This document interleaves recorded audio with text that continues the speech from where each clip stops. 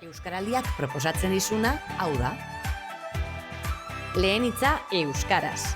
Ezagutzen ez duzun horri galdera bat egin nahi diozunean, edo denda, edo taberna batera zoazenean, zein hizkuntza erabiltzen duzu lehen eskaera hori egiteko?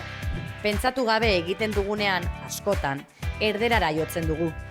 Lehen hitza euskaraz egiteko ohitura hartuta, sorpresa on asko jasoko ditugu, eta euskarari bide asko zabalduko dizkiogu. Eutsi euskarari. Euskara ulertzen duen horrekin, zergaitik ez euskaraz hitz egin. Berak erderaz erantzuten badizu ere, ulertzen duen bitartean jarrai dezakizuzuk euskaraz hitz egiten. Elkar ulertzea da helburua, ezta? Hori ere, ohitura kontua baino ez da.